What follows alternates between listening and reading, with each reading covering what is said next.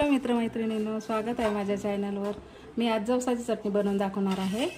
हे बघा, 1 वाटी जवस आहे आणि पॅन ठेवलेला आहे, गॅस लावला आणि स्लो गॅसवर याला भाजून घ्यायचं आहे छान फुलेपर्यंत। हे बघा, असं स्लो गॅसवर। आणि आरोग्यासाठी खूप छान असते ही चटणी, नक्कीच करसाल, कारण आता थंडीची चाहूल लागलेली आहे। थंडीमध्ये हाडासाठी खूप फायदेशीर आहे जवसाची चटणी। जेवणामध्ये रोज 2 चम्मच सकाळ संध्याकाळ असं खायचं, कारण तर हाडे मजबूत होते। आता मी छान याला भाजून घेते। हे बघा, 2 ते 3 मिनिट झाले आहे मी भाजत आहे स्लो गॅसवर। आणि परफेक्ट जवस भाजली तेव्हाच चटणी छान टेस्टी बनते। कच्चेपणा बिलकुलच ठेवायचं नाही, असे छान उडले पाहिजे तडतड म्हणून असे। आणि हे बघा, आपल्या जवसाचा कलर पण चेंज झाला आहे। हे बघा आधी कसे होते हे बघा। आणि याला छान असं फुलू द्यायचं आहे ना, तडतडू द्यायचं आहे जवसाला। आणखी मी भाजून घेते, कारण तर बऱ्यापैकी भाजायचे आहे। हे बघा, छान असे तडतडत आहे आपले जवस। झाले आता परफेक्ट भाजून झालेले आहे। या प्रकारचे असे भाजून घ्यायचे आहे। आता मी काढून घेते आणि गारगार थंड होऊ द्यायचं आहे त्याला।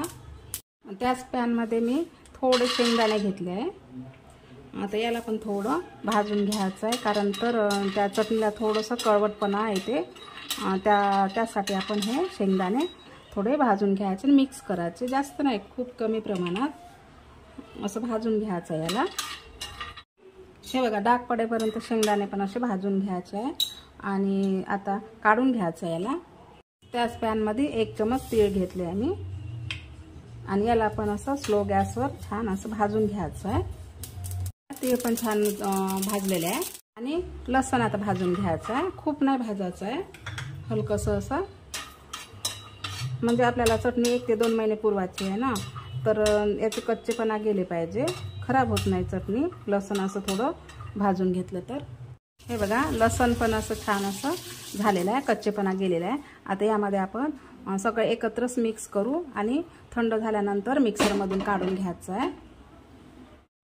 हे बघा, छान थंडगार झालेलं आहे। आता आपण याला मिक्सरमधून काढून घेऊ आणि यामध्ये आता तिखट टाकायचं आहे। आणि मला तिखटच जास्त करावं वाटते चटणी, आणि याचं म्हणजे मुरल्यानंतर सप्पक होऊन जाते। तिखट आणि मीठ थोडं जास्त टाकायचं आहे, मुरल्यानंतर पूर्ण सप्पक होऊन जाते। आता याला मिक्सरमधून काढायचं आहे। हे बघा, अशा प्रकारे काढून घ्यायचं आहे, खूप जास्त बारीक पण नाही आणि खूप जास्त जाड पण नाही, अशा प्रकारे। हे बघा, छान सेंट सुटला आपल्या जवसाचा। नक्की ट्रायल घ्या, अशी चटणी नक्की बनवून बघा, थंडीसाठी छान आहे। आणि रेसिपी कशी वाटली कमेंटमध्ये नक्की सांगा। चॅनलला लाईक शेअर सबस्क्राईब नक्की करा। झाली आपली चटणी तयार।